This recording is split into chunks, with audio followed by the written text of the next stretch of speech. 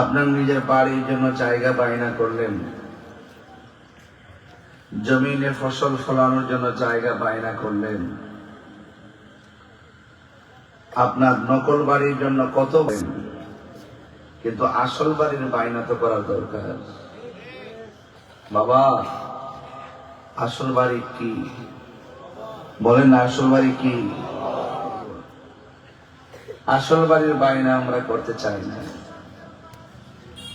আজকে যখন আমি আমার এলাকা থেকে বের হব, এলাকা থেকে বের হওয়ার সময় আমাদের চাপড় এটি গুরুস্থান বাউন্ডারি করছে, আমাকে নিয়ে গিয়েছিল দোয়া করার জন্য। চাপড় উত্তরপাড়া বাসির বাড়ি পারিবারিক গুরুস্থান। আমি সেখানে গিয়ে দোয়া করে এসেছি। তো আপনারা যারা এখানে এসেছেন, আমাদের অনেক এলাকায় গুরুস্থান অবহেলিত থাকে। এই গুরুস্থানকে সুরক্ষা দিতে হবে, যেন কোনো গরু, ছাগল, কুকুর, বিড়াল যেন গুরুস্থান দিয়ে হাঁটাচলা না করে, শিয়াল সহকারে। এটার পবিত্রতা লাগবে, লাগবে না বাবা? এখন কত হলো, আমি যদি 10 লক্ষ টাকা দিয়ে একটা জায়গা কিনি, শুধুমাত্র কিনলেই কি কবরটা ব্যস্ত হয়ে যাবো না? আমি যে একটু বললাম বাইনার কথা, দুনিয়ার মানুষ জায়গা বাইনা করে ঘর করে থাকার জন্য, আমিও কবরে ঘরটাকে বাইনা করব থাকার জন্য। দুনিয়ার ঘর টাকা দিয়ে বাইনা করে, আর কবরের ঘর টাকা দিয়ে বাইনা করা যায় না। কবরে যদি আপনি সুখে থাকতে চান, তাহলে আপনাকে কবরটা বাইনা করতে হবে ঈমান আর আমল দিয়ে। কি দিয়ে? ঈমান আর আমল দিয়ে। হরে মন,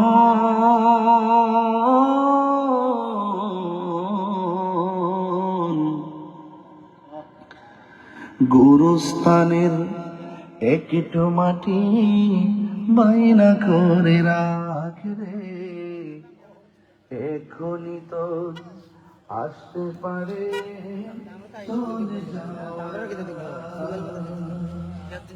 ওরে মন,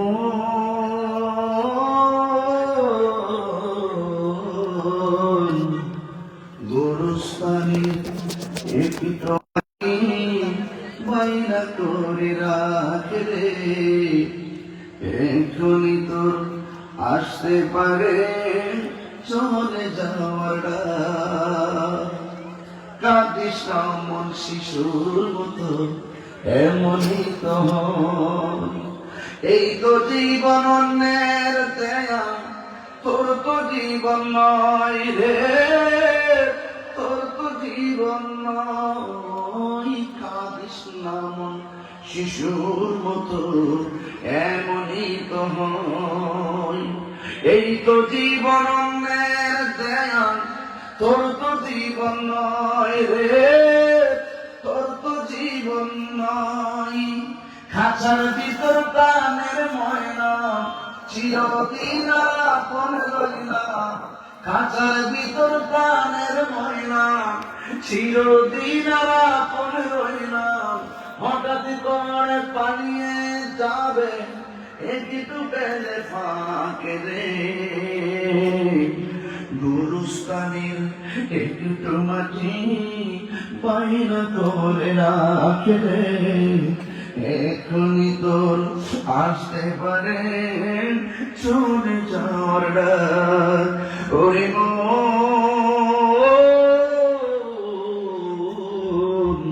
গুরুস্থানের একটু মাটি বাইনা করে রাখ রে, এখনই তোর আসতে পারে চলে যাওয়ার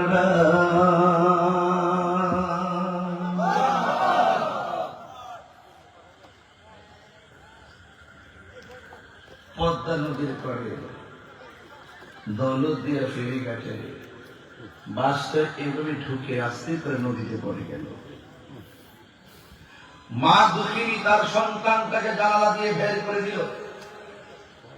সন্তান সাতটাইতে সাতটাইতে উপরে উঠলো, মা দুঃখিনী মারা গেল। পৃথিবীর ইতিহাসকে ব্যাক করে দিয়েছে, পৃথিবীর ইতিহাসকে না দিয়েছে। এই পৃথিবীতে সেই মা সন্তানকে ছেড়ে দিয়ে নিজে মৃত্যু করে ভুলে পড়লেন। আমার যুবক ভাইরা, অথচ তিনি জানেন না আমার সন্তান ছোট, আমি বড়। এই সন্তান ছোট ছেলে ওখানে চলে যাওয়ার কথা, আল্লাহ তাকে বাঁচাই দিলেন, সন্তানের মাকে নিয়ে গেলেন। শুধু একজন নয়, চোখের পরে মাত্র 5 সেকেন্ডে 90 ফুট নিচে চলে গেল। 7 ঘন্টা পরে এই বাসটাকে উদ্ধার করেছে। ভিতরে না জানে কি করছে।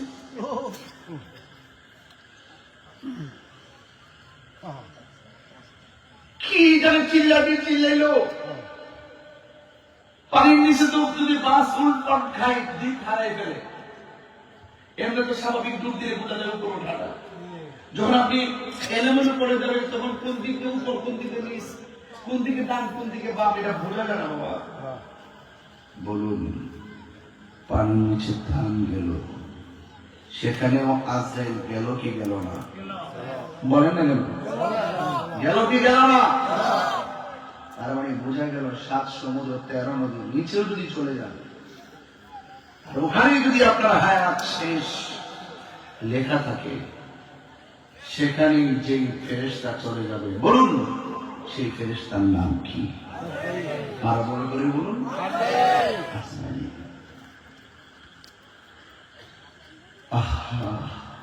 এক মামা দেখলাম ব্যাগ নিয়ে কাঁদতেছে, আর পাশে তো ভাই আমার ভাগ্নি শ্বাস পড়াইছে কেমনে। আজকে দেখলাম স্কুলের ছেলে সাইকেল নিয়ে বেরিয়েছে, ট্রাক দিয়ে বাড়ি দিয়ে এসে ছেলেটা মারা গেছে। ইন্না লিল্লাহি ওয়া ইন্না ইলাইহি রাজিউন। এমনও আছে আজকে ফতেহপুরের মাহফিল কাহার জন্য জীবনের শেষ মাহফিল হতে পারে। মৌত কাসিম কুল্লু নাসিন শারিবুন কবর বাইতিন কুল্লু নাসিন দাখিলুন। সব প্রাণীকে মৃত্যুবরণ করা লাগবে। কুল্লু নাফসিন যায়িকাতুল মাউত। সব প্রাণীকে মৃত্যুর স্বাদ গ্রহণ করা লাগবে। কেউ দিনে মারা যাবে, কেউ রাতে মারা যাবে, কেউ শহরে মারা যাবে, কেউ গ্রামে মারা যাবে, কেউ স্থলভাগে মারা যাবে, কেউ জলভাগে মারা যাবে, কেউ দেশে মারা যাবে, কেউ বিদেশে মারা যাবে।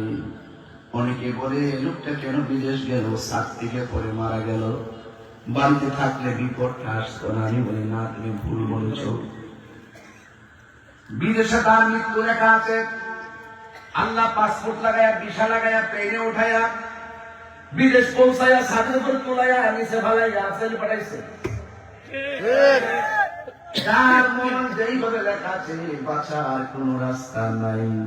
এই জন্য আল্লাহ রাব্বুল আলামিন কোরআন কারীমের মধ্যে সুন্দর করে বলে দিয়েছেন, ওয়া মা তাদরি নাফসুন বিআইয়ি আরদিন তামুত। ও বান্দা, তুমি তো জানো না তোমার মরণটা কোন জায়গায় হবে রে। এই গুরুস্থানের মধ্যে যারা শুয়ে রয়েছে, তারা জানে কবর কত ডেঞ্জারাস। হায় রে ও ফতেপুরের বাবা, জনম জনম চলে গেল, কত অনুষ্ঠান যাই, কত কাজকর্ম যাই, কিন্তু মার দুঃখিনী আমার ভাই, আমার বাবা কবর থেকে উঠে আসে নাই। আপনারা জবান করে বলেন, হায়াত মওতের মালিক কে? আল্লাহ। আমার ভিতরে বাল্ব আসেনি, যন্ত্র লাগালে দেখা যায় বলি, কিডনি যন্ত্র লাগালে দেখা যায় বলি। কলিজা আসি, যন্ত্র আগে দেখা দেব নি, রগ আসেনি, যন্ত্র আগে দেখা দেব নি। আমার ভিতরে রূহ আছে না নাই, যন্ত্র আগে দেখা দেব নি।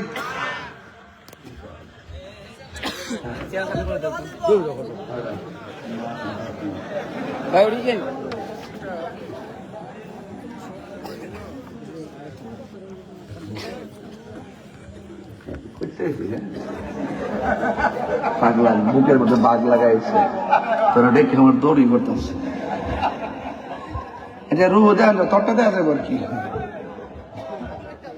আমাদের সনাতন ধর্মী একজন লোক আসছে, সনাতন ধর্মী এক দাদা আসছে। বসুন, ভালো আছো? আচ্ছা বসুন। একজন কই হলুকটা কোথায়? মালা দেওয়ার জন্য, মালা দেওয়ার জন্য আসছে এখানে, দেখো আছে নাকি ভক্ত? না আপনাদের কি কষ্ট হইতেছে?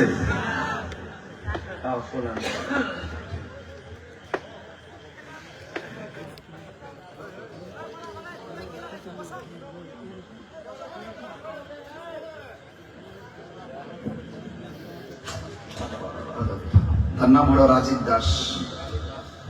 নিয়ে আসছেন একটা ফুল, আমাকে অনেক মহব্বত করেন। এটাই বাংলাদেশ। কথা বলেন ঠিক কিনা?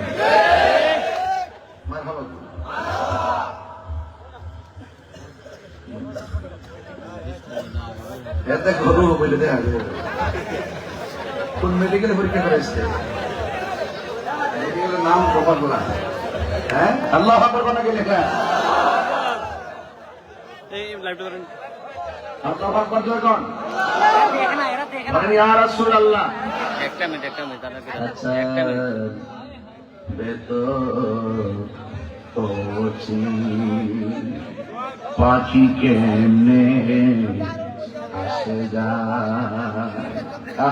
আল্লাহু আকবার করে কেন তারে ধরতে পারলে মন বেড়ি, তারে ধরতে পারলে মন বেড়ি দিতাম পাখির পাশ কেমনে আসে যায় খাঁচার ভেতর